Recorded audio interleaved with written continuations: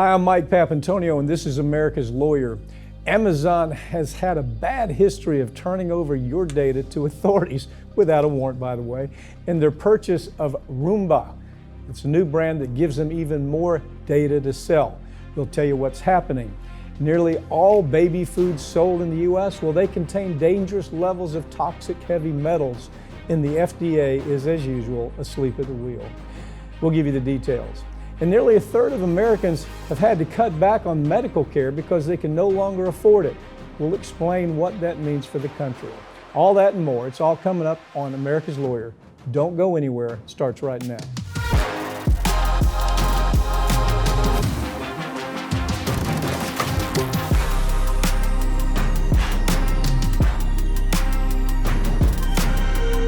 Amazon is buying iRobot, which is it's going to give them more of your personal data to sell to the highest bidder. Ring of Fire's Farron Cousins joins me to talk about it. Farron, how many stories have we done just in the last maybe 5 months with Amazon going in and buying another part of our culture? I think the last one we did, they're coming in and buying health care, private health care. We're going to make it better for you. It's going to be cheaper. Let us buy this healthcare system that we're going to use all over the country and then the world, and we're going to solve the healthcare problem, right? Yeah. Okay, so now this is even weirder. Go ahead. Right, and I'm sure most people on the surface say, okay, well, they're just buying the robot vacuums. How bad can that be?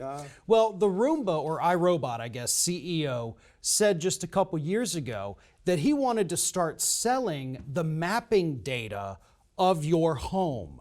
And this was, again, I think it was 2017, so 5 years ago, he said, look, these little robots that you think, oh, great, I don't have to vacuum, it's mapping your home. It can identify sometimes faces in your home, and they want to sell that. And Amazon, of course, has one of the worst histories in the country of companies selling your facial data. They're selling your Ring camera data, and they're oftentimes giving it to police officers without a warrant or permission. That's right. It's so specific, Farron. This iRobot moves around your house vacuuming.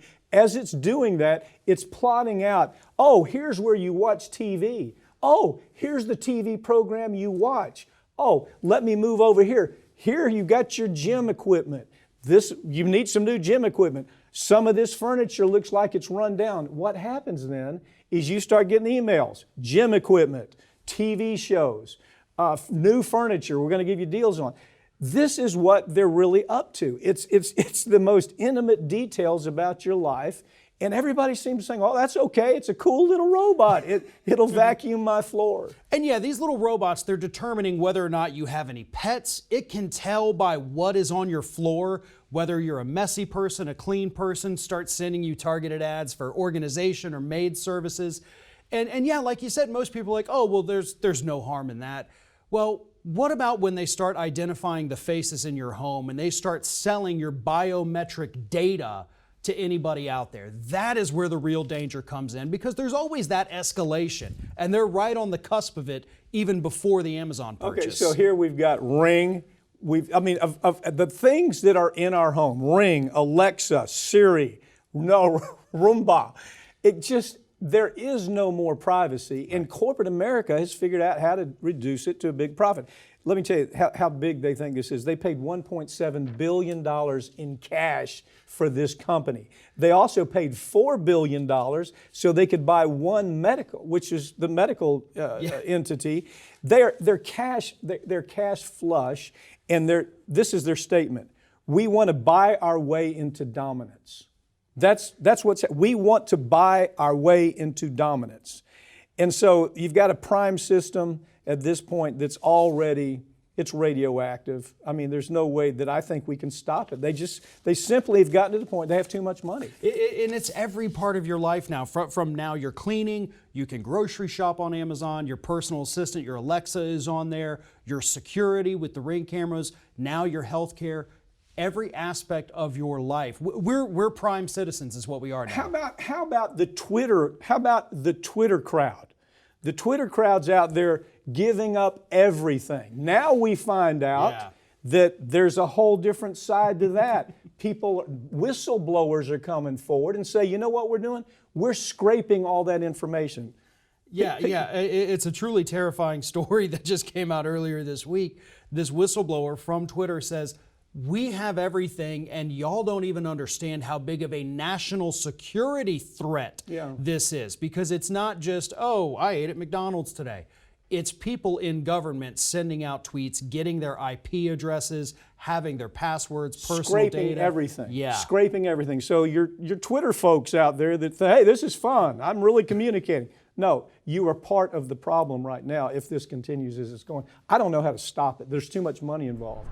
A new study has found that almost all of the baby foods sold in America contain dangerous levels of toxic heavy metals. And the FDA has known about this for at least 10 to 12 years. And they have slow walked it. And as they slow walk it, we have children who are suffering brain damage from the heavy metals that are in their cereal, in their rice cereal, and in their baby food as a rule. Arsenic, mercury, cadmium, lead. I mean, this is what's going on, and the FDA is asleep at the wheel. Right, and you know, just to kind of point out to folks too here, you and I have been talking about this specific story for years and years and years, because this is not the first study to come out. This is just a follow-up on everything that's already happened. And I'm still waiting for the corporate media to come out and actually address this as the serious health issue that it is. They won't do it. Baby food is one of the top advertisers on corporate media and regular media. Almost like pharma. It is. See the pharma ad, hey, you need this. Oh, by the way, it might kill you, but you want to take it anyway. Oh, by the way, you need this baby food. No mention of anything having to do with arsenic, lead, mercury, cadmium that is causing really neurological damage. It's not guesswork. There's epidemiology. There are people who've studied this over a period of time. They can track a child from the time that they're born to the time they're 8 years old, and they can figure out what's the neurological damage. They can trace it back, and they can say, well, it might have to do with baby food. And those studies are all over the place right now. Right, and what's even more terrifying here is that this is 94% at least of all of the products tested. So this includes your big brands, you know, your Beech-Nut, Gerber, and those. But it also includes the ones that claim to be, oh, we're totally organic. We're the safe baby food. All of those just as dangerous. And even worse is when people say, okay, well, I'm going to make my own baby food. I'm going to get the food processor and the puree. Well, guess what? Same thing there, because it's the same ingredients. It's the food supply itself. And what's happening is that do you recall the wine case I brought out in California that was dismissed? The wine is so contaminated with arsenic in parts of California that the levels, now adults are not affected as much as children are, so it's less of a physical problem. But if you're drinking wine and you're taking in arsenic and cadmium every day, that's not a good thing. There was such an outcry about that lawsuit that we brought. The media jumped behind the wine industry. Oh, how dare you consider this being a problem? What we found out is the soil that's been used again and again and again, there's a way to deal with it. You scrape the soil, you put new soil in, and that solves part of the problem. But the cheaper way to do it is just let the soil remain decade after decade. And that's what's happening with baby food right now, or the things that are grown in that soil, right? Right, from the rice and the potatoes and the carrots, all of it is grown in the same soil. So while we may not be as affected by these heavy metals, people do need to understand you're ingesting them too. It's just your brain has already developed versus these infants and toddlers. They're still in those developmental phases where the slightest chemical imbalance can destroy their neurological lives. damage. Now, the people who did this, or the Healthy Baby Bright Futures, they're the ones that did the study. The industry came in and did everything they could to stop the study. The industry even tried to make it look like it's more dangerous, and I don't know the answer to it, that it's more dangerous to make your own baby food at home because you're using the same carrots, you're using the same potatoes that are all filled up with cadmium, lead, mercury, and heavy metals. So, I mean, this is a credible study. There's no question this is not guesswork. And right now, have you seen any articles in the corporate media about it? No, all we get is Common Dreams, and they're the ones I think who were publishing the study last time we talked Well, about it. they did the same thing on wine. They're some of the people that were trying to identify the problem. But when you have a corporate media that is driven by this advertiser right here, that all we care about is how damn much money can we get from that advertiser, they don't report news anymore. I swear, it's dead. Corporate media is dead as an entity reporting news. The National Labor Relations Board has fined Alabama coal workers millions of dollars for going on strike and demanding better working conditions. Wow. You know, when you found this story, and when you sent it to me, I said, really? Is this true? Because I went back and looked at a second source. They fined the people who were saying, you're killing us. The work conditions aren't safe. You're overworking us. You're putting us at health risk. For them to have done that, the union to have done that, they fined each one of the people working and that were demonstrating about this $13,000. $13 million is what Biden's NLRB, he's making the appointments here. They said, you have to pay $13 million for going on strike. Right, you have to pay Warrior Met Coal because they had to get the buses and bring in the scabs. They had to pay for extra security because you're out there picketing them. So they are recouping the costs, again, from Biden's NLRB to Warrior Met Coal that made, $146 million the first 3 months of this year. Yeah. And so they have the money to protect these workers who, oh, by the way, if you are sick for 4 days out of the year, you're fired. It's a zero tolerance. Okay. Let me put it in this perspective. Let me slow down on this story just a little bit. You pointed out that the NLRB, and I'm calling it you can get up, viewers can get upset. It is his NLRB. He's made the last appointments. So they said that, it's not fair to the company that, oh, by the way, made $146 million in profits within a period of 6 months, okay? $146 million. But the company says, well, golly, oh, by the way, they paid the CEO $5.7 million during this, $5.7 million during the same period of time. They said, oh, but this is you've lost production for this company. We've had to pay for guards and we've had to pay for cameras because of your strike. We've had to pay for buses to move in the scabs to take your job. But this NLRB, which is supposed to be, Biden is there to make America great again. Really? That was Trump, wasn't it? Make America great again. But what's even more disgusting is when you look back at this story, a couple years ago, Warrior Met Coal had to file for bankruptcy. Yes. And these miners, in order to keep their jobs, they collectively said, listen, we don't want the company to go under because we like our jobs, even though you're horrible to us. We all agree to a $6 an hour pay cut across the board. Yeah. So then when they initially were going to go on strike, they said, well, hey, company's doing great again. Can we get our $6 back? We don't want raises. We want our money back. And they said, we'll give you $1.50 an hour. Yeah. And that's why they struck. Because again, they're making millions of dollars. The CEO gets paid millions. They just want what they had given up, given back. While this is going on, this CEO is being paid $5.7 million. The company's making almost $150 million from January to March. And this NLR, well, let me ask you this. Do you really think that Biden even knows this? Is he even is he in charge anymore? See, because when I see a study like this, I say he literally does not know what's going on in his own government. That's the scary part of this story. Industry has gotten to him, has gotten to the NLRB, and they said, hey, can you help us out? Can you find these union folks $13 million for what they've done? Biden, he has no clue. Yeah, he has no clue what's going on. Meanwhile, Bernie Sanders has been out there on picket lines in 2 different states twice this week. Yeah, Bernie Sanders is up front on this and saying, what's wrong with this story? And he's the one having asked the question. The guy that really should have been president, not Joe Biden. The Biden administration allowed a man with glaring conflicts of interest to control the Department of Veterans Affairs Technology Department. Wow. Again, is he just asleep at the wheel? I mean, I see him eating ice cream, and I see him in these odd moments when he doesn't seem to know where he is. does he not know what's going on with his own administration? Pick this story up. With this guy, 100% he does, because he knew that this guy, Kurt Delbin, I believe is how it's pronounced, the husband, by the way, of a sitting Democratic lawmaker.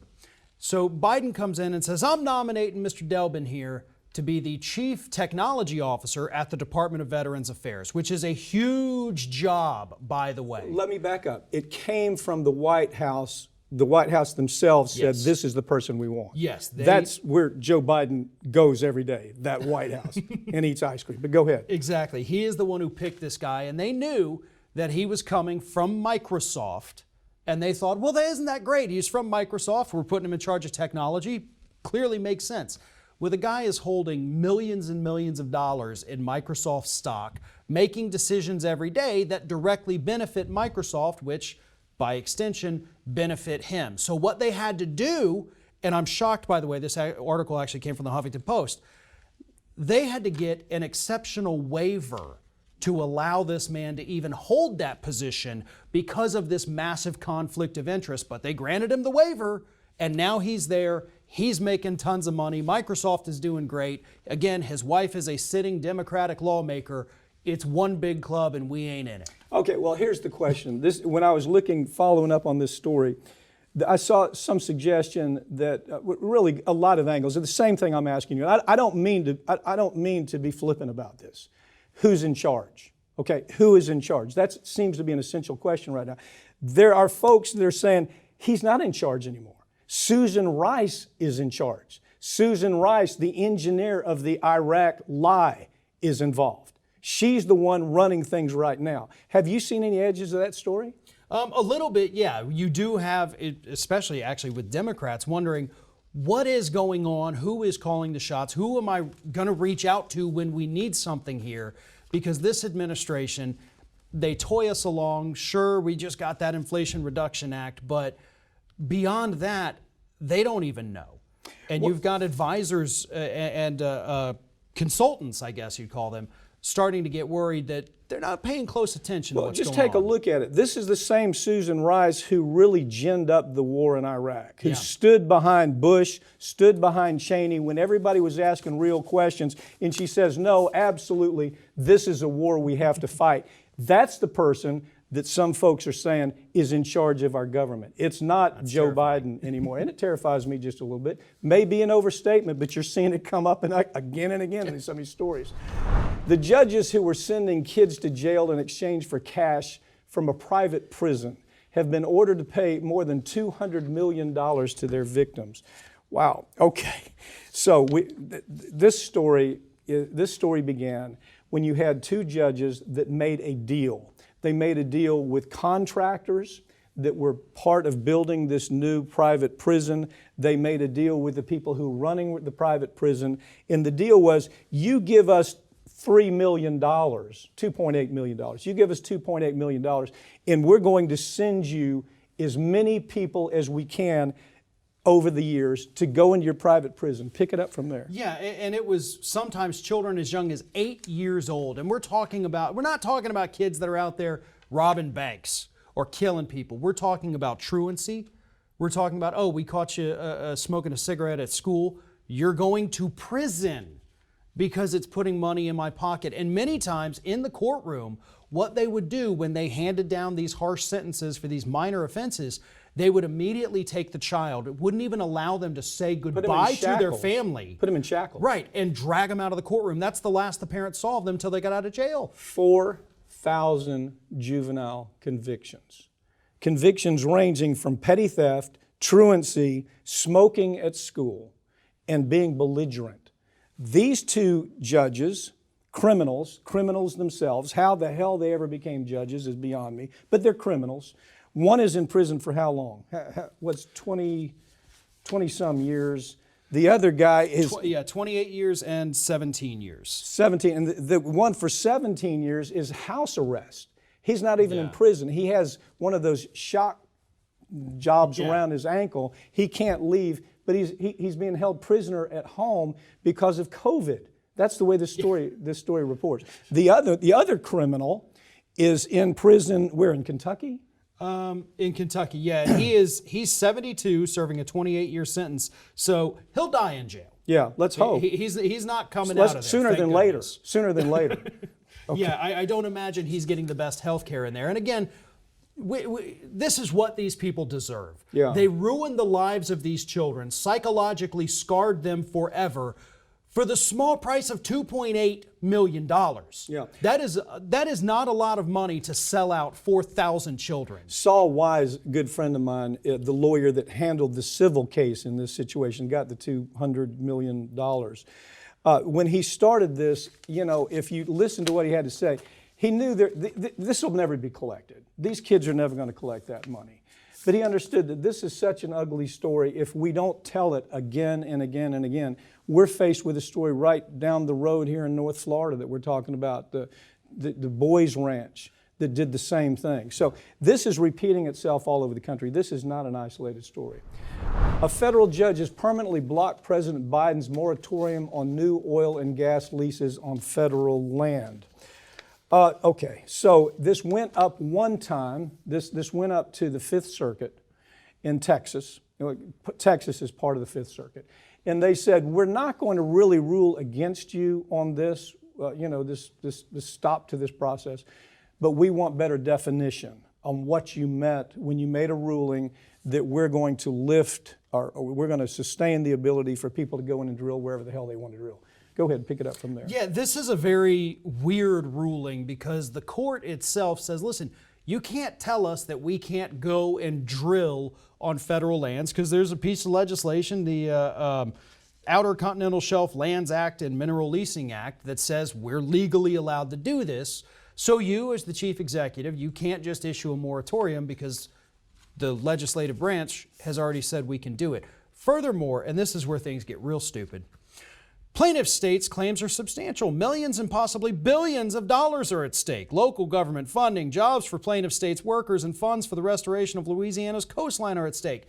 So they're telling us, we're going to make a lot of money, Biden. What are you doing? Yeah, well, more importantly, I think the reason the only hesitancy you could see from the court's decision is they're arguing that the money that comes from this allows us to restore our coast.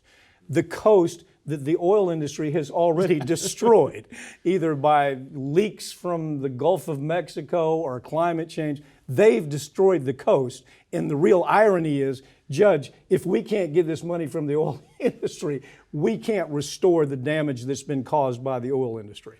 Crazy story. It actually is. And if you want to actually put some money towards restoring that, let's cut back on the $20 billion a year we give to the industry in these subsidies. But again, we're facing a fact here where I know this was a Trump-appointed judge, but even any other judge has to look at this and say, the law is clear. It says we have to be able to do this. You can't, as president, unilaterally do it. Congress would have to repeal that law. Do you know what's so disturbing to me when you said this is the Trump-appointed judges, I can't tell a difference. Right. I can't tell a difference between the Obama-appointed judges. I know that sounds astounding. But the reason is because the Obama-appointed judges are coming from the same place that the Trump-appointed judges are coming from, that the Biden-appointed judges come. They come from silk-stocking defense firms where they don't have anything in common with consumers. All they do is represent huge corporations, and they figure out how to keep that corporation out of trouble. So they move to the federal court as an appointment, whether it's a Democrat appointment or a Republican appointment, they all land the same way. We're not going to help the consumer. We're going to do as much for corporate America as we've always done. So I used to think there was a difference, but I'm out there all the day. Yeah. I'm out there day to day. I'm in front of it, and I'm seeing, and I'll always check, is this a Trump appointment? Is this a Biden appointment? Is this an Obama appointment? I'll be damned if I can tell the difference anymore. A third of Americans say they've cut back on medical care and prescription drugs because they simply can't afford it anymore. So people are not just splitting their bills in half. They're saying, I can't eat 3 meals a day. I can't drive as much. I've got to be able to cut back even on things like groceries in order to pay for the pill that I've already cut in half just to stay alive. The reason this story is so important is not because it's just another our healthcare is broken story. It's because we're seeing headline after headline right now telling us that the economy is kicking ass. That everything Biden has done, everything's great. Unemployment is down. Gas prices are coming down. This is the same thing that happened in that recovery that we saw when Obama first took office. That wasn't a recovery at all. It was a recovery for Wall Street. It was a recovery for corporations. People are struggling and they cannot meet their needs. And the media is telling us that the economy is fixed right now. Well, for the media, it is. Because the media is so tied into Wall Street. Everything, I mean, there's not, look, MSNBC, CNN, Fox, you name it, ABC, they're all owned and operated by corporate America. So as they see the stock market go up, as they see things stabilize on Wall Street, they make the assumption that that's good for mom and pop. Where mom and pop are out there, this is a Gallup poll, that they say 100 million people, 100 million, have skipped medical care that they need, some of them to even stay alive because they can't pay for it right now.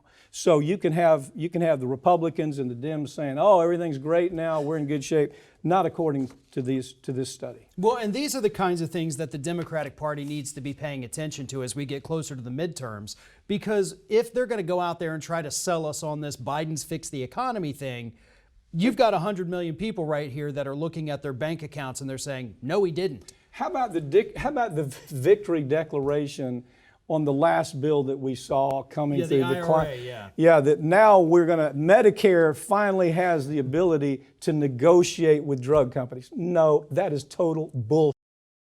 They don't have the right to negotiate with companies except for 100 medicine? I think it's less than it's that. in the double digits. I've seen some as low as 10. Yeah. Is some of the numbers I've seen. Like maybe only 10 drugs. Yeah. And those price changes wouldn't even go into effect, I think, until 2026. Yeah. So Yeah. 4 years down the road, 10 drugs might be slightly cheaper. Well, not only that, you can't even negotiate unless the drug has been on the market for 12 years. Right. It's a nothing. It is a nothing. It accomplishes nothing. It's a victory on paper, and that's all it is. But we've got them out there. Oh, boy, we've really pushed back the pharma industry, haven't we? We've really delivered. Put a guy like Bernie Sanders in there, and you see what delivery looks like. That's the sad thing about this story. They're making stuff up. The truth is, if you got a guy that believes like Bernie Sanders, things really get done. That's the whole difference here, and I think that's the thing that people are having to struggle with. Yep. They have to watch the smoke and mirrors rather than reality. Thank you for joining me, okay? Thank you. That's all for this week, but all of these segments are going to be available this coming week right here on this channel, and you can follow us at Twitter at America's Lawyer. I'm Mike Papantonio, and this has been America's Lawyer, where we tell you the stories every week that corporate media won't tell you because their advertisers won't let them, or their political connections just don't allow for it. We'll see you next time.